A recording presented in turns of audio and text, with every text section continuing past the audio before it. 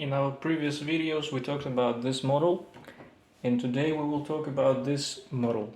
We just purchased the same car but with a different car body. Everything is the same, the remote control is the same, the specifications are the same. It has variable steering and variable speed. It is four-wheel drive and it's a drift RC car. In the previous video where we reviewed this model, we talked about why these models are better than other ones. So if you want to check that video, I will include the link to that video in the video description. People also ask what happens if I buy two similar models from the same manufacturer. Will I be able to play with both cars at the same time? I will show you now that it is possible. These are 2.4 GHz RC models, which means that this technology uses different frequencies depending on different conditions, and they do not interfere with each other. So these two remote controls, although they are identical, can be used together with two different cars.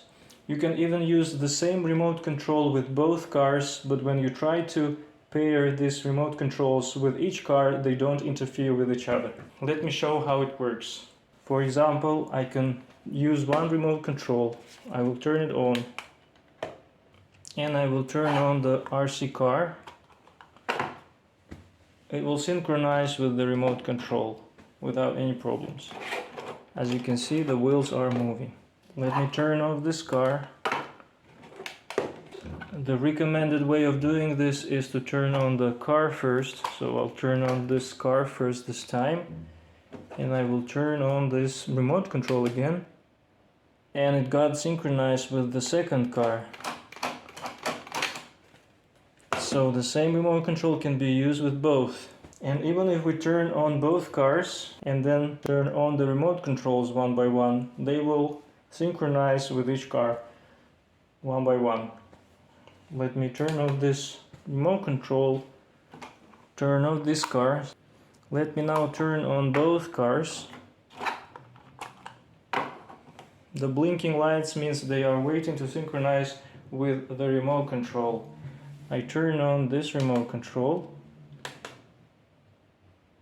This car got synchronized with this remote control. As you can see, the steering is working now. And I turn on this remote control. And you see now it's synchronized with the second RC car.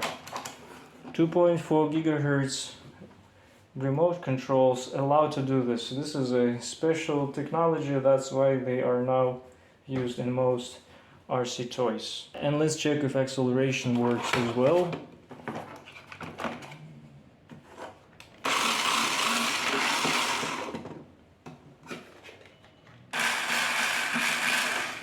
So as you can see, there is no interference. You can buy two models from the same manufacturer and it will work. And you can have fun with your friends, parents or kids. So what was the main feature that makes these cars perfect for drifting and better than the other cars? As I mentioned before, I have another video about this model. Check that out. In general, I will just mention that these RC cars have variable acceleration and steering, which means that you don't just turn on or turn off the acceleration on these cars. They accelerate slowly, and once you push this trigger here, it will accelerate up to a certain level. It won't work at the same speed all the time. It will depend on how much you press this trigger.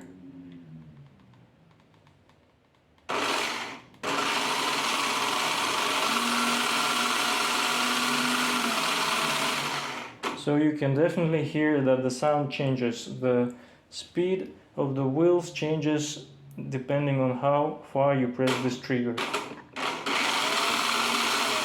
The same for backwards movement as well. Same for steering. The steering doesn't just turn the wheels to the very right or to the very left direction. It is variable. It can move the wheels at different angles. Will depend how far you rotate this control here.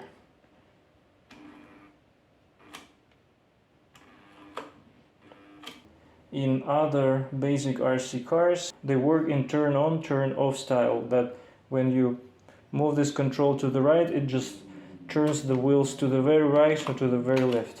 And the drifting depends on how much control of the car you can have. So if you have variable steering and variable acceleration, you can drift better. So these cars are similar, identical. The base of this car is the same, the wheels are the same. The only difference is the car body. So in this model you can also adjust the angle of your steering as well. If it doesn't go in the right direction, you can adjust it here. Here is the battery compartment, which can come with different batteries depending on from which company you buy it. They may have different batteries included in the pack. You can have 500 milliamperes per hour or 800 milliamperes per hour batteries. With 500 milliamperes per hour you get enough by playing with one battery. The design of this model is also really nice. This car has glossy paint and this car has matte paint. It has a lot of details. It has fancy LED lights and it drives really well. The remote controls have low and high speed setting, and you can also control the light. You can turn on and turn off the lights, and you can drive in low and high speed modes. And even in low speed mode you can drive really fast and drift fast. Let's check this. If you press this button, you will see that the LED lights will blink. If it blinks once when I press this button, it means it's in the low speed mode. And as you can see, it's still fast. And if I press it one more time, the LEDs will blink twice, and it will mean that you're switched to the highest speed mode. And it's even faster. These cars have regular tires and drift tires. With regular tires, this car moves also really fast. And it's really fun to play with these cars when you have someone else having the same car. Competing with drift cars is really enjoying. Now we will try to show you how these cars drift. We will do some laps around this column in slow motion and in normal mode, and you'll be able to see how these cars work. We're not experts in drifting, but once you practice a lot, you can really drift well and have fun with these cars. And of course, drifting here becomes difficult because we have to show it on the camera and we cannot capture large space, so we have to drift in small space, and it makes it difficult. If you drift in larger space, it's much easier.